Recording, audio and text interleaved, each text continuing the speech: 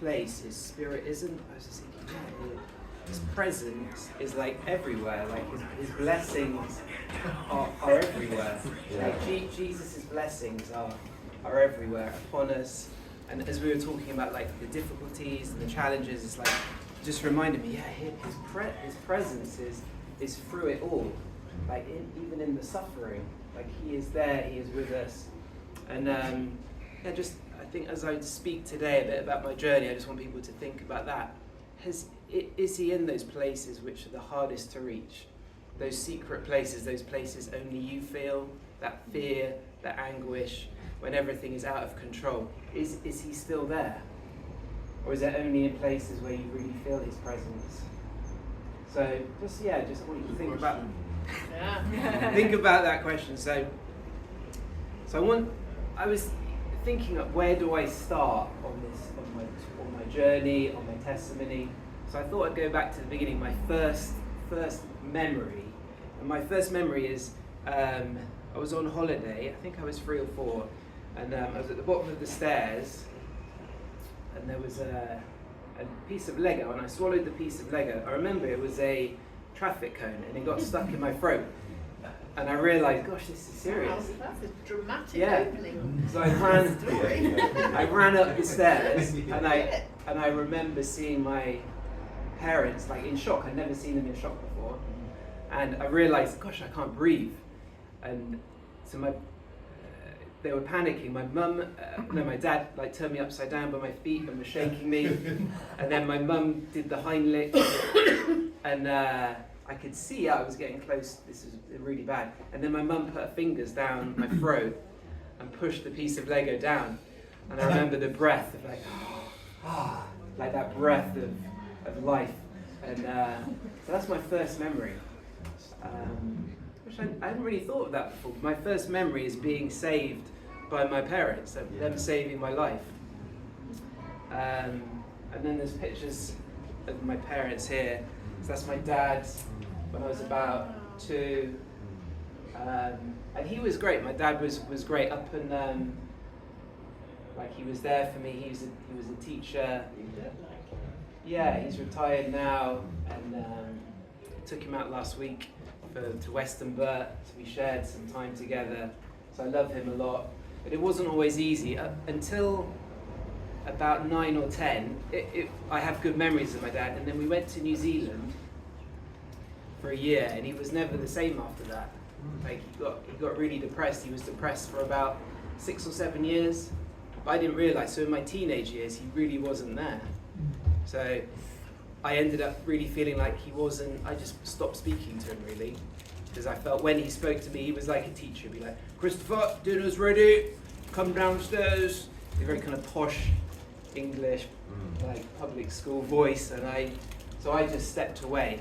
Whereas my mum, like she was wonderful. She was always. I just felt very loved by her. I felt like I could go to her for anything. Really loved her a lot. She was. I look back now and I realise having her really, made a big difference. So I could tell, and like, how do you know? What does it feel like when you know someone loves you and someone shows you their love? It's you can. There's nothing like, is it? So that was the childhood. So it was good up until I'm probably 3 or 4, maybe a bit older. So up until 12, things were going really well in my life. I felt things were good. And then I got to 12, and I remember a moment where I started thinking about, I'm in this body, and I realised, gosh, I'm comparing myself to other people. I really don't like this body I'm in. And that was the moment, things got difficult. I remember there'd be conversations at school where I would try and kind of like fit in. I just felt I've got nothing to say, and it felt like everything was against me. And that was the thing that stayed with me a long time, was realizing, gosh, I really hate the body I'm in. And I'd go through all the different parts of my body, thinking, gosh, I remember when I went to bed, I'd do the list, go through my body, thinking, gosh, I hate this, I hate that. So it's very heavy, and living with that and there was no one to share it with, so I kept it all in, which I wouldn't recommend. Like to young, I work with young people now, and I recommend them to share what's on your heart, share kind of your struggles, and I never did. So it was all kept in, and through that I felt very separate, isolated, alone, which isn't a good place to be when you're 12, 13, and you hate yourself, and you're trying to fit in, trying to pretend. And that was really hard. So at 19, I left home, went to uni, and that's when I realized things got really difficult.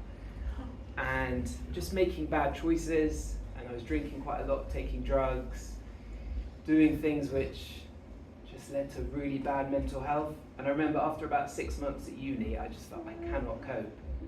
And I felt really broken, and that was the point. I thought, how do I go on from here? So the depression, that's what came into my life then, the depression, and that was familiar for about 10 years. Wow.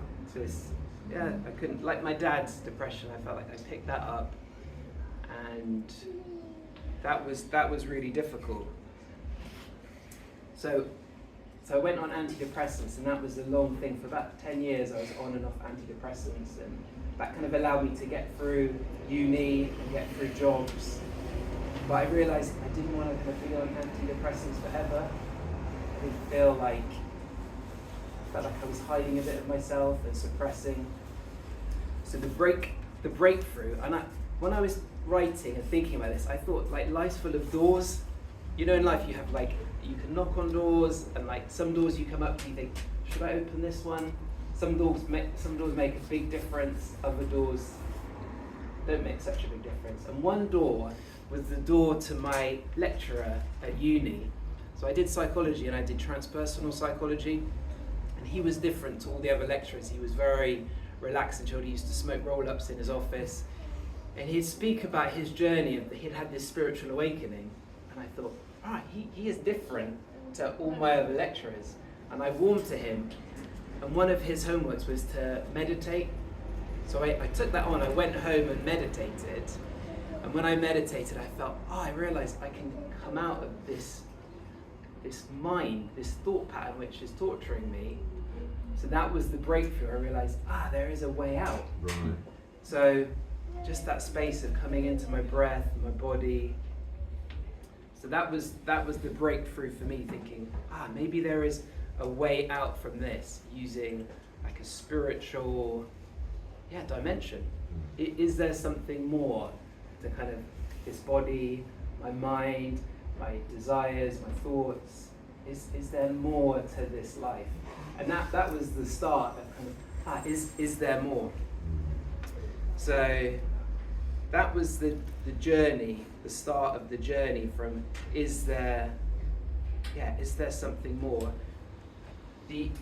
Then it was a journey of finding, trying all the different spiritual traditions, because there's such an array of Reiki and energy healing, and this huge plethora of different things, and you'll get moments of peace and satisfaction from them, but they were quite fleeting.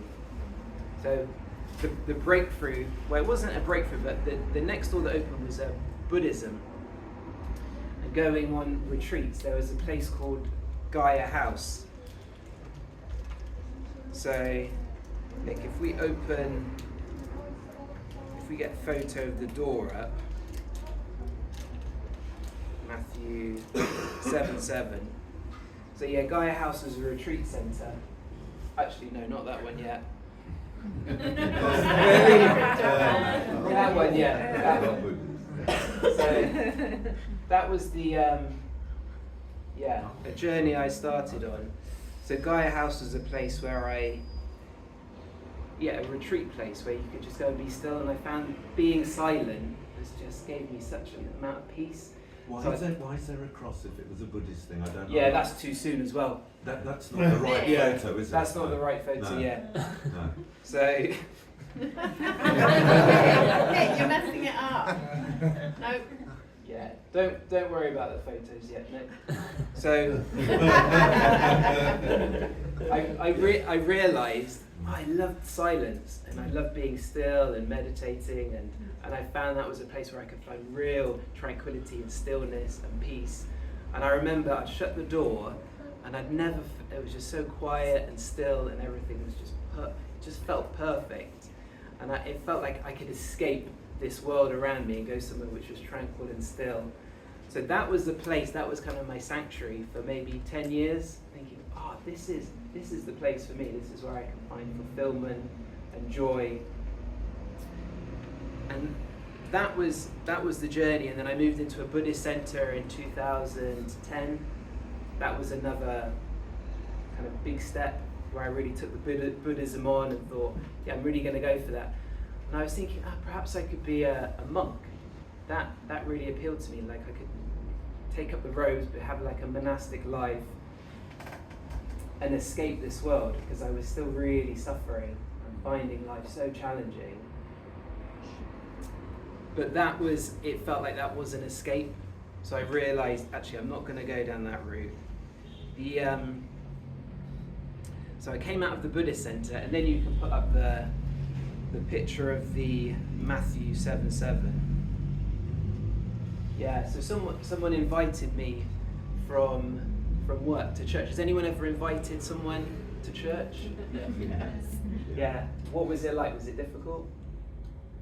Yes, it's intimidating. You think they might just reject you. Yeah. Yeah, usually. Yeah, so I'm really grateful. Simon invited me to church, and that first day to church, I was really interested in spirituality. I had these experiences, some beautiful experiences, and I thought, what's church going to be like? I saw him listening to his worship music on the coach rides to London, and I thought he looked so peaceful listening to his worship music. I thought there's something there, and so he invited me to church, and it was interesting. There was music going on, and I felt I'd come out of the Buddhist center quite wounded, and the worship music was on, and I felt really moved, like spiritually something I hadn't felt before. I felt this love, but I felt it was an immediate sense of change, where I felt, wow, where does this come from?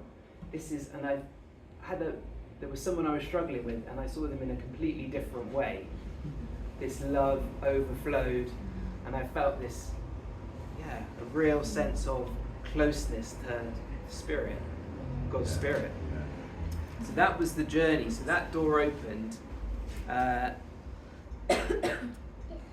then I had this decision which path to take. Was it going to be the Buddhist or the Christian path?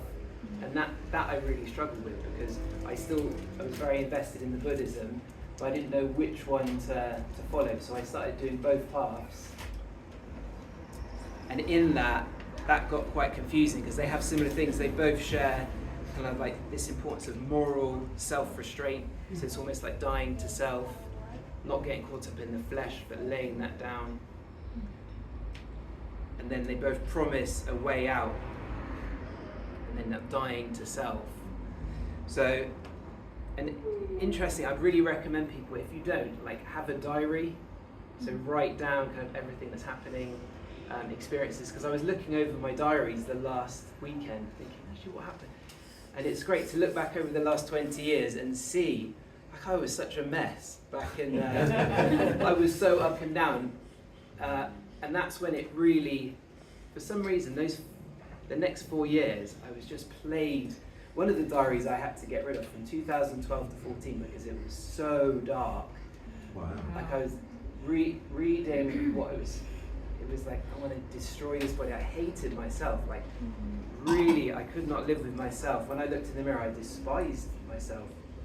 And it was so hard to live with, because you're in this body and you hate everything about it.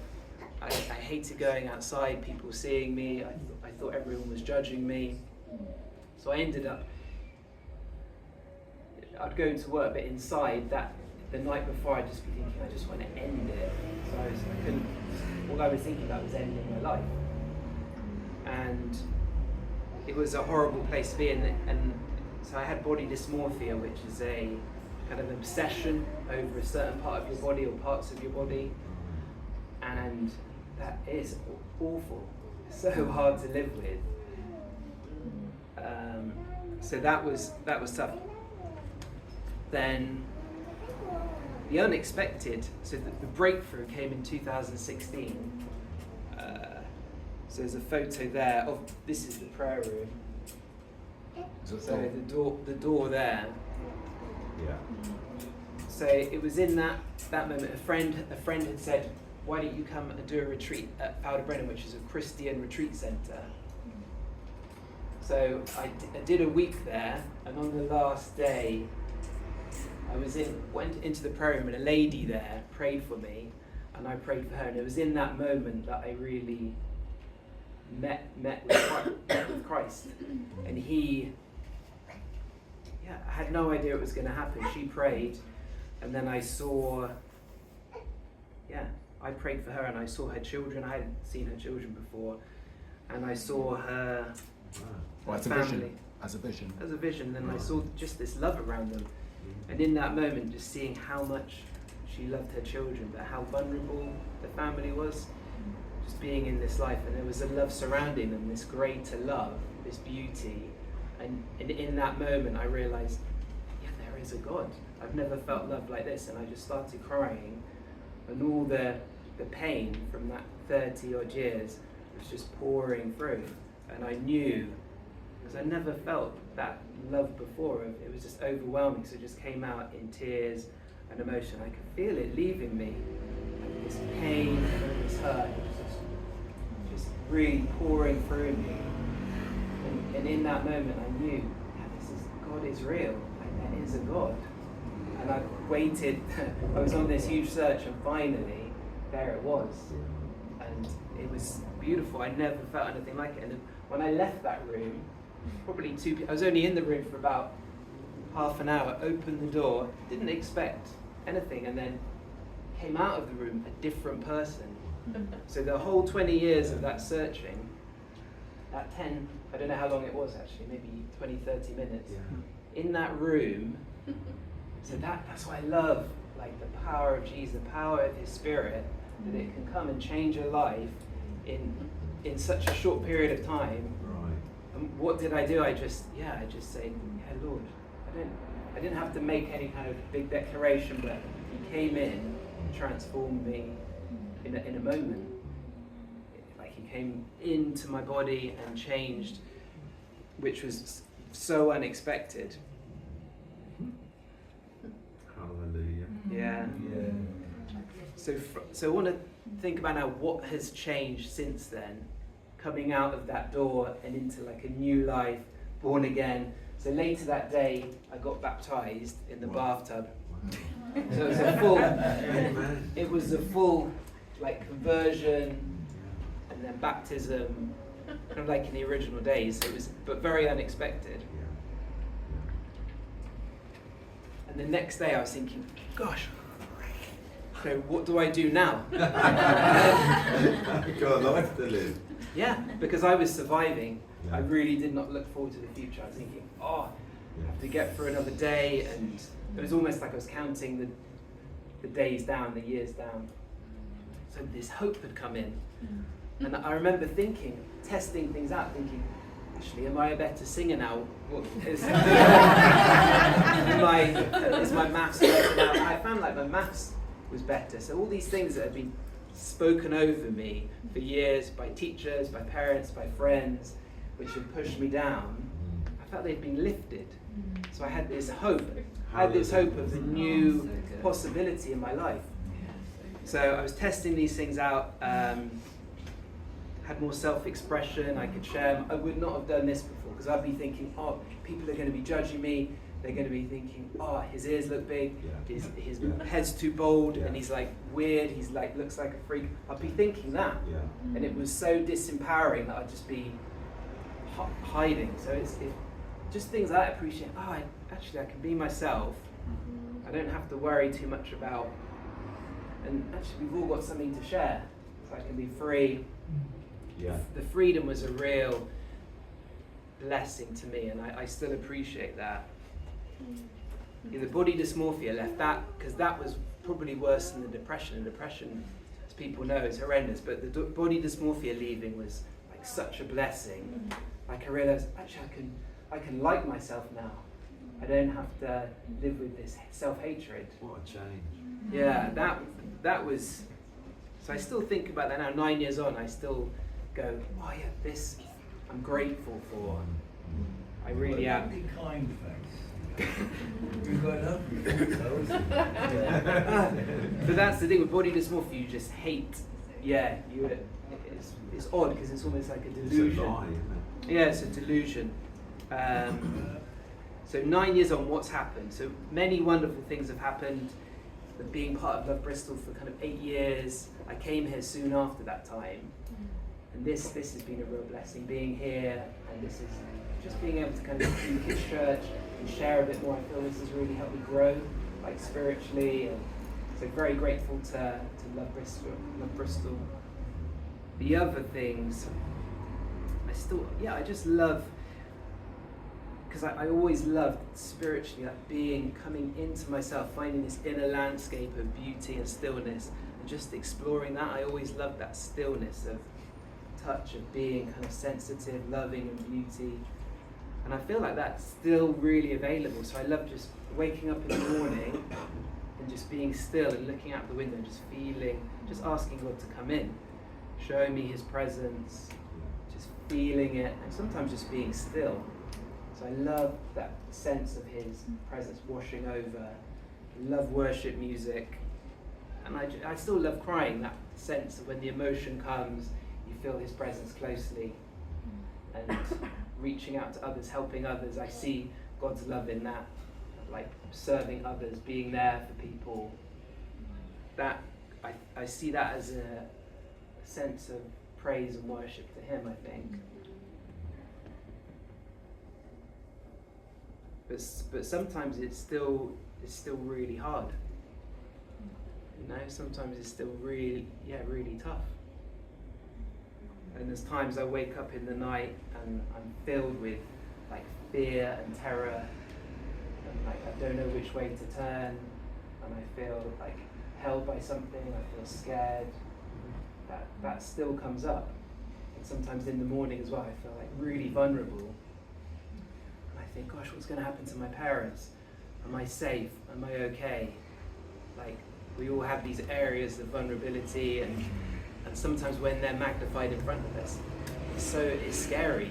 Even with a God, even with a faith, like I've realised, these things still come, and that's been really hard.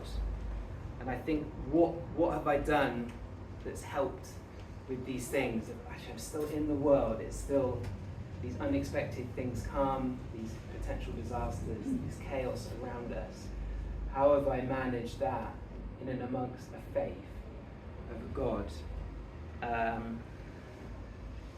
So how can we not let the sorrows of the world and your personal hurts and losses not separate you from his love?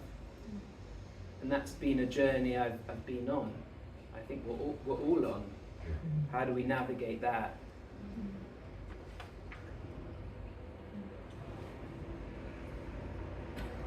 So I come back to his word, and so John 15.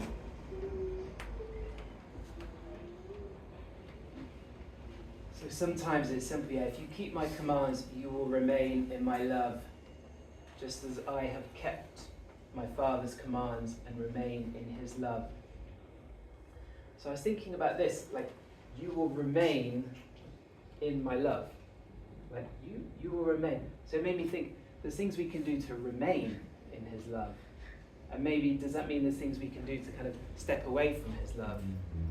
I thought, so we keep his commands. So if we keep his commands, can that be a sense of protection and remaining in his love? So I've been thinking quite a lot about that recently. I'm thinking about how do we follow his perfect law and love him, so him and his son remain in our hearts. So it made me think, there's things we can do to help us in these difficult times. And think, so Lord, help us remain in your love. But how do we remain?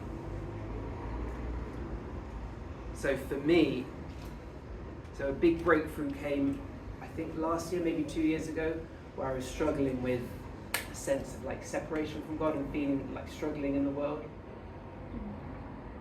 And I thought, right, I'm just going to give more of myself to God. I'm just going to give everything. You know, I'm just going to stop being kind of like, be in the world, and then I'm going to focus more on like money and my relationships. I'm going to worry more about that. And I thought, I'm just going to give everything. I'm going to give my life to God. What does that look like? And it was scary, but I meant it. And I noticed not long after that, I'd be worshipping, and I felt like there's something different about the way I was worshiping. I felt freer. I felt His Spirit closer. And then I just noticed, when I pray, I feel like something's changed. Like I feel closer to Him. I feel like there's more power and more of an intimacy with Him. So I thought, okay, so maybe something happens when I say, right, I'm going to be all in. I'm going to go all in. I'm not going to give like make a little part of my life for God, maybe like 10%. But I'm going to make Him the center. And think, what happens when I do that? When I go, right, I'm just going to go all in. Just see, because I've tried the other way of giving a little bit, and I stepped in, and I noticed a difference. So that's the breakthrough I found of can we make God a bigger part of our lives? What does that look like? What parts of our lives are holding us back, or what parts of our lives are we not trusting God in? Are we thinking we're helpless or hopeless in? And where we need more of a breakthrough, we need to know more of His love in that. And remembering, Jesus' blessings are in everything. Lord's blessings are in everything. Every part of our lives we can welcome Him into. Everything. The hardest parts of our lives. So coming back, so making a deeper commitment was a breakthrough for me. Making it a priority, just coming back to His Word and soaking in His Word until it's kind of in you. Like, it's such a beauty when you kind of give more of it, more into this relationship with the one who loves you. So give more of me. Show me your love back, and then He'll flow through. Let me find bits of your Word which speak to me. And then the next scripture, 2 Corinthians, I think. So therefore, since we have these promises, dear friends, let us purify ourselves from everything that contaminates body and spirit, perfecting holiness out of reverence for God. And thinking, how can we purify ourselves, have this purity, so this relationship with God, this direct, like Christ being the intersection between the human and the divine. How do we create that path so it's clear, upright, nothing in the way, like a kind of pure glass? And it's like, keep our hearts pure, going back to following His commands, following His law. And in that, the conscience is clear, we can come to Him, and His Word is, there's nothing in the way of the Word, there's not a conflict there. So that was something that's really helped me of thinking, how do I keep my heart pure in amongst everything? So coming to an end now. So, making, and that's what I'd like people to think about now. If you think about your life,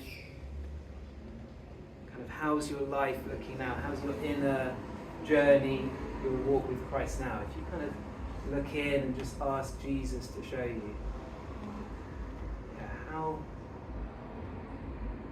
is your heart's relationship with the Lord? How is your relationship with Him?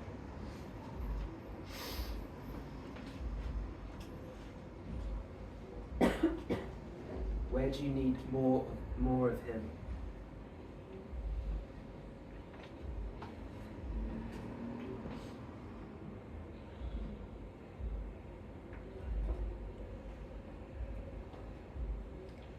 So just close your eyes and just breathe. Just be still. Feel yourself on the chair, feel your body. Just breathe deeply in. And just release all worries and all concerns to God. Give him everything.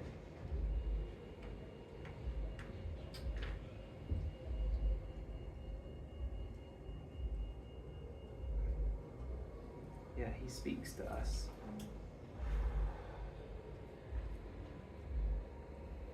Yeah, thank you, Lord. Holy Spirit, come. And ask, where do you need to entrust more of your life to your Father, to God?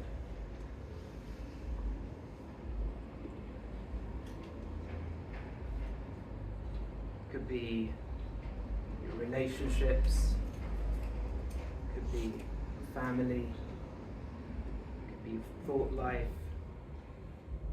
how you speak to yourself.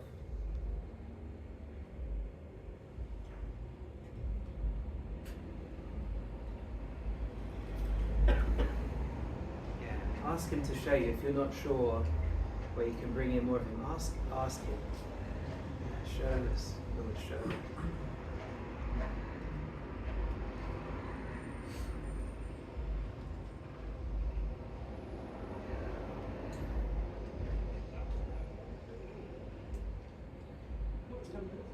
Yeah, Lord, let us build an inner world with you, God, to orientate in the light of temptations and the forces in the world. Yeah, let's make you the center.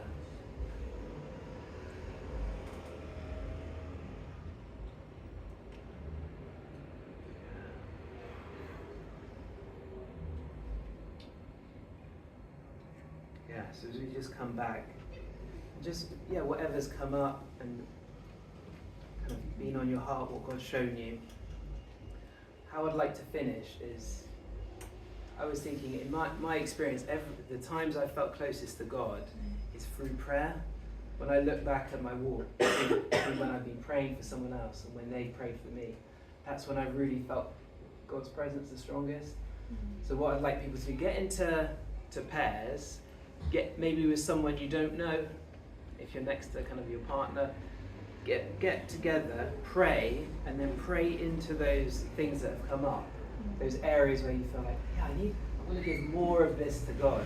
I want to invite him into those areas which maybe are feeling kind of like on the sidelines. So pray into that. So just have like maybe 4 or 5 minutes where you share, and then the person prays for you, and get that breakthrough now. So we're just hoping, God, come in and change our hearts where we make you more of the whole. So let's do that. Get into pairs and just pray into those things, but pray with meaning, with purpose, like believe. Can I just interrupt really quickly? Yeah. I just want to say thank you, Chris, for that, because that's very raw and amazing testimony. I've known Chris probably since almost from the beginning, when he first came to Alpha, and then came to our wholeness course up at Woodlands Church. And now Chris is part of our wholeness healing team, praying for other people.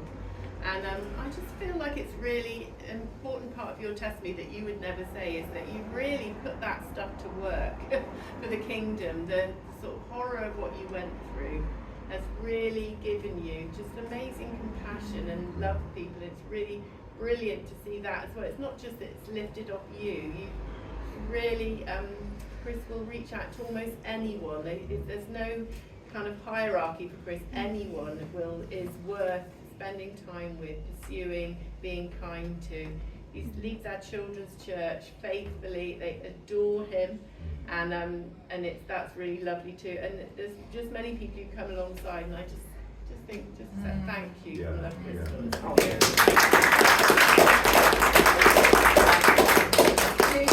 Do pray. I think that's a really good idea. Good way of ending. So go for it. Have a quick prayer, guys, and